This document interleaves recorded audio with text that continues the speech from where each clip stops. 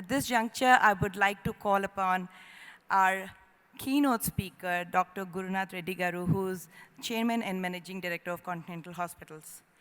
Dr. Gurunath Reddy has refined healthcare in India by providing high-quality patient care with integrity, transparency, a collaborative approach, and evidence-based medicine.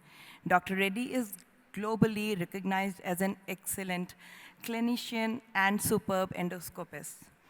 He has more than 35 years of clinical experience as a gastroenterologist and a hepatologist, has treated about 300,000 patients, and has done over 200,000 endoscopic procedures. He has delivered over 500 lectures at regional, national, and international levels. Recently featured in a CEO magazine, Dr. Reddy was named Legend of the Year in Gastrointestinal and GI Surgery at the Times Healthcare and Achievers Awards in 2017, and the Healthcare Entrepreneur of the Year at the Six Sigma Healthcare Excellence. He served as a physician, chief of staff, and board member of several hospitals in Houston, Texas. Sir, it's an honor to have you amongst us. Ladies and gentlemen, please put your hands together for our distinguished keynote speaker for the day. Thank you, Harni, for that very generous introduction. Good evening. The distinguished DGP of Police and my good friend, Mr. Anjani Kumar, is here with us. The CSC Chairman and the Commissioner of Police, the young, dynamic Stephen Ravindra. The CSC Secretary, Krishna Yedula. The CSC Secretary-elect, Pratyusha Sharma. The other distinguished police officers who are here, and various representatives of companies and organizations, and ladies and gentlemen. It is indeed a great honor and privilege for me to be here, the second year in a row, to share this platform and to share my views, and particularly this year as a keynote speaker in the next 9.45 seconds. So truly, what we are talking about is how we can accelerate safety in a society. Before we dwell upon and give a long laundry list of what we can do and what has been done, let me just dissect where this problem arose about discrimination and gender inequality. If you look back, the evolution of humanity, basically for the past 2,000 years ago or from 60,000 years ago, particularly 2,000 years ago, it happens to be that the patriarchal type of society which has empowered the men in inheritance to take the lead, which has led to poverty, which has led to negligence of education, which has led to a feeling of a minority status for women as a gender. But as a matter of fact, if you turn the clock back, for 12,000 years ago, the origin of patriarchy in our world has come in with the origin of agriculture. When agriculture was born, men were deemed to be the persons to basically go ahead and take this profession and provide for the family. In the process, women were relegated to domesticity and simply childbearing. Out of 640 million women we have in India today, the statistics tells that 70% of them live in the under poverty. So if you look back, this origin of patriarchy, which was primarily responsible, as far as I am concerned, for this great discrimination, which has stymied women for centuries. And today, I think we are trying to make an equanimous change, is so well deserving. In the next few minutes, I'm going to come back to this. Truly, is that what has been said, that men are more superior than women? I'm going to make a few points, and I want you all today, by the end of this evening, get convinced whether that is true or not. But before that, let us understand that women truly require safety from violence. They require safety from discrimination, and that can only happen when we change or when we keep our environment safety so that women can truly manifest in what they're supposed to be doing the best and give to the society, give to our economies, and give to our community. The land, the rule of the land, the supreme rule of the land in India, which is the Indian Constitution. The Indian Constitution has envisaged a dream of true political, social, and economic prerogative in terms of creating equality. Equality for men and women, for law, for opportunity. But unfortunately, this has not transformed, this has not manifest. We are still decades and probably generations behind this. We have to work tremendously to make this change where a man and woman can stand shoulder to shoulder, and one day we can be so proud this so-called gender inequality that manifests not just in this country, although we are ranked number 10 in terms of criminal violence and all sorts of things that happen for women, numbered in the top 10 of the world. Now, this problem is not just for a developing nation like India. This problem is equally manifest in more developed nations like America, like Europe, and many other countries. I have lived in the United States for more than 35 years, or 40 years as a matter of fact. That country is not bereft of what goes on in terms of domestic violence, in terms of rapes, in terms of discrimination, in terms of gun violence, in terms of children's violence. You name it, it happens. One of the most recent statistics of a developed nation is from Australia. Every 1 in 4 women suffers from violence in Australia. Every 10th woman in Australia is killed by his partner. And Australia spends roughly about $22 billion at the end of the day annually to take care of these criminal offenses that happen in this country. So why is this in our society? It is absolutely from the lack of understanding. It is from the lack of understanding of the biology and the biology of evolution. So the next 2 or 3 minutes, I'm going to just unravel what science has done in the last 4 decades. Incredible scientific publications to say that why women are more superior than men. And this is what we should be teaching. On the day we start teaching and convincing at every forum and level, from the schools and colleges and companies and organizations, I believe we can bring a change. Any problem humanity faces, it requires a root cause analysis and a radical approach. Everything else will serve as a band-aid. So let me just say this origin of patriarchy, why men were considered to be powerful. Simply put, a man is born more stronger. There's no question about that. Man is physically stronger by the virtue of 10 kgs of extraskeletal muscle on his body. Remember this, 10 kgs of extraskeletal muscle. A woman is only 67% as strong as a man at the end of the day.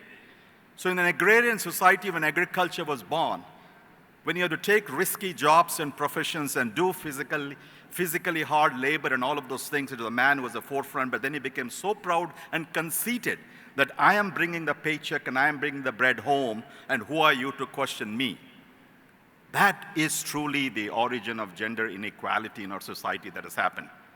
But do you know what biology has shown in recent times, in the past 20 or 30 years, from the Harvard research, or from the Royal College researchers, or from research from India?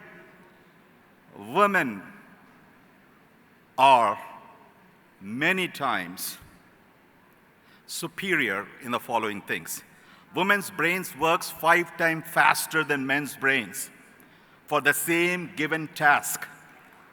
Women's brains simultaneously can work on 2 different things when compared to a man at the same time.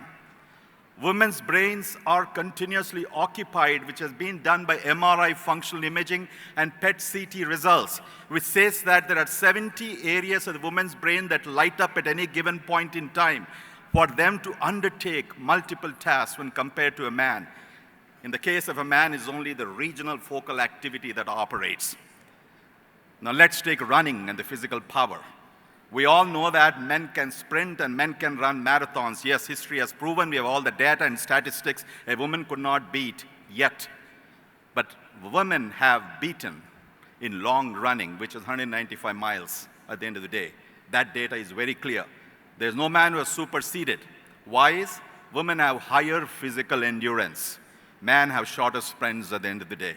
Women might have less skeletal power in the lower limbs, but the strength of women exists from the quantum of power in the skeletal muscles is equal, if not superior. And that's the reason why, with their physical endurance, they can run 195 miles till today, no man has beaten. Men can do only short sprints. Women are more healthier than men. Women live longer than men. Women's immunity system, proven in science, is far superior than men because women produce extraordinary great quantum of antibodies. Their T cells are more productive from this little thymus gland that is present in the human body. And longevity, we all know that women survive longer.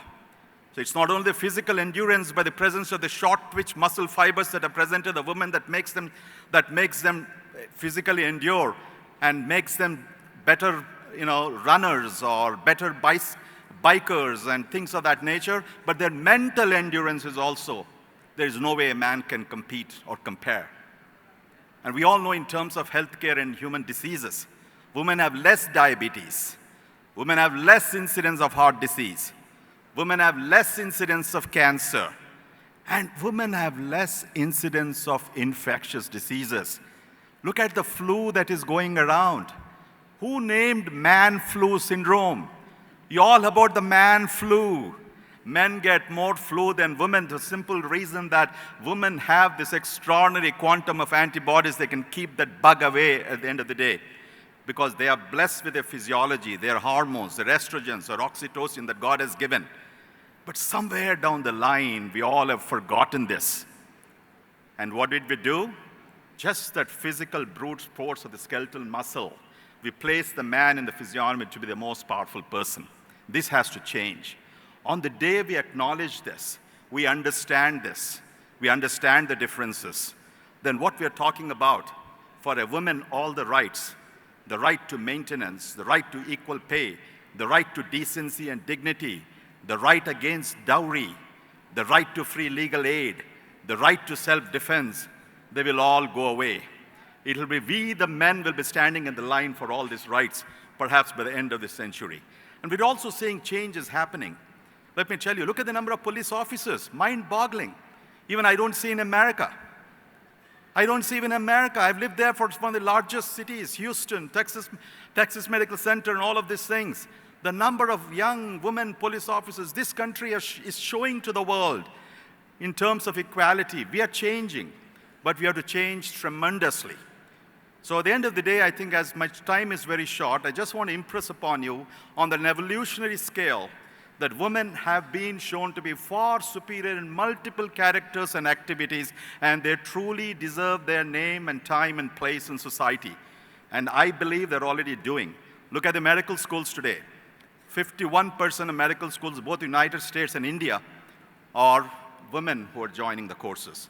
Look at IITs. Look at the police force, Navy, Air Force, you name it.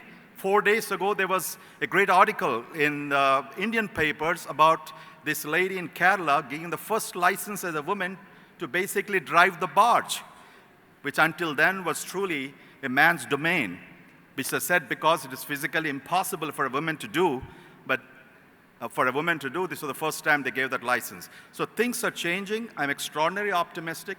21st century is the century which I believe that will give us an opportunity for women to stand.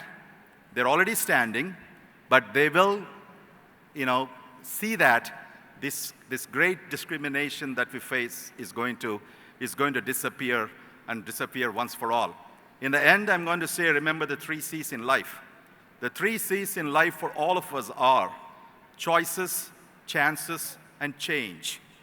We have to make a choice to create a chance. And we have to take the chance to make a change in our life. Charles Darwin has clearly said it's not the strongest of the species that survives.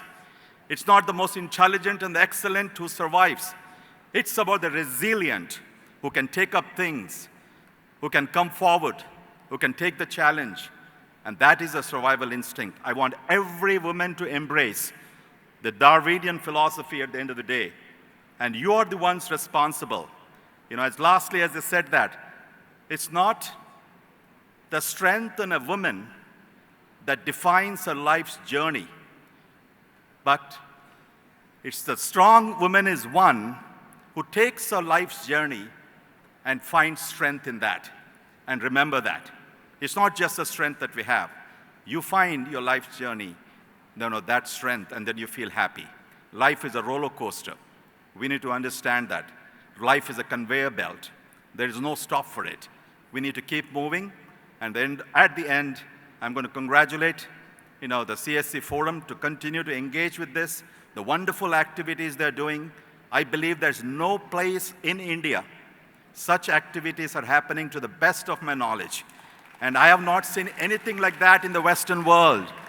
Yes, there are a lot of community activities, a lot of community involvement, but something that you folks have been doing for the last 5 to 6 years under Krishna's leadership, under the Commissioner's leadership, at the end of the day, is going to be exemplary and will be the annals of this city for people to emulate and make it much bigger and larger. Thank you all for this opportunity.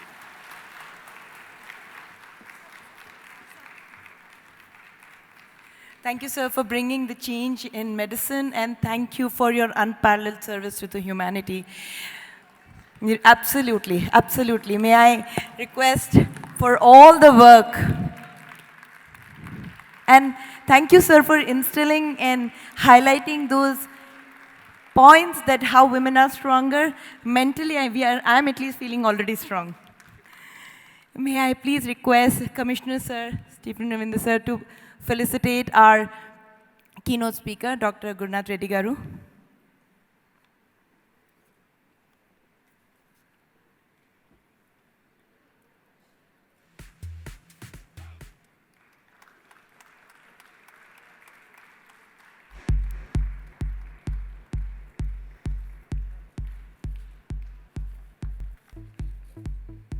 Thank you, sir.